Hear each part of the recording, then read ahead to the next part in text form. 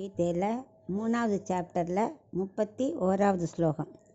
ஏ மே மதமிதம் நித்யம் அனுதிஷ்டந்தி மானவாக ஸ்ரத்தாவந்த அனசூயந்தः முச்யந்தே தேபி கர்மபிஹி.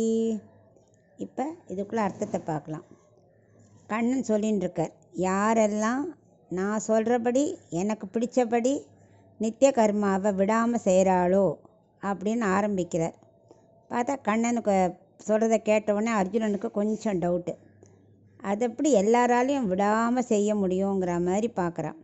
இதை புரிஞ்சுட்ட கண்ணன் சொல்கிறார், இல்லை அப்படி வேணுங்கிறது அவசியம் இல்லை, அட்லீஸ்ட் ஒரு ஆர்வம் ஸ்ரத்தை இருந்தால் கூட போரும் அப்படின்னு பார்க்குறான். ஸ்ரத்தை இருந்தால் மட்டும் போருமா அப்படின்னு பார்க்குறான். இது 2வது நாளையும் அவனுக்கு கஷ்டமா, சரி சொல்லிட்டு அட்லீஸ்ட் பொறாமை இல்லாமையானும் இருந்தியானாக்க அவளோட அனாதி கால பாவத்திலேருந்து அவளை நான் விடுதலை பண்ணுறேன் அப்படிங்கிறார் கண்ணன். இது ஆக்சுவலாக அர்ஜுனனுக்கு ஒன்றும் சந்தேகம் இல்லை, எல்லாம் நமக்காகத்தான் கேட்குறா. அப்போ நமக்கு பொறாமப்பட இருந்தால் போதுமா அப்படின்னு தோணும் இல்லையா? அப்போ அது மட்டும் போருமா, அப்போ ஸ்ரத்த வேண்டாம், அனுஷ்டிக்க வேண்டாம் தோணும். அதுக்கு அவர் என்ன மீன் பண்ணுறாருன்னா, நம்ம முதல்ல பொறாமைங்கிற முதல்ல தாழ்ந்த குணத்தை முதல்ல விட்டாலே ஆட்டோமேட்டிக்காக கொஞ்சம் அதுக்கு ஆசை வரும். அந்த ஸ்ரத்தை வந்ததுன்னா நம்ம என்ன பண்ணுவோம், விடாத நித்திய கர்மா பண்ண ஆரம்பிச்சிருவோம். அப்படி நித்திய கர்மா அனுஷ்டானம் பண்ண ஆரம்பித்தா ஒன்றா அனாதிகால பாவத்துலேருந்து விடுதலை பண்ணுறேன். அதான் அவர் உள் மீனிங்.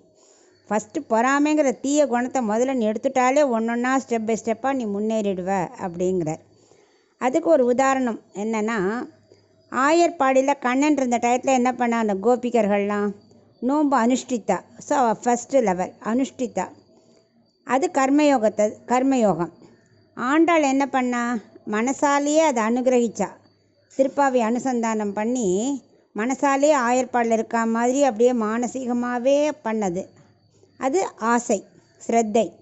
3வது என்ன, நாம் என்ன பண்ணுறோம், அந்த திருப்பாவையை தினம் சொல்கிறோம் இல்லையா, அபியாசம் பண்ணுறோம் இல்லையா, அதனால் என்ன பண்ணோம், நமக்கு அந்த பொறாமைங்கிற குணம் வராது.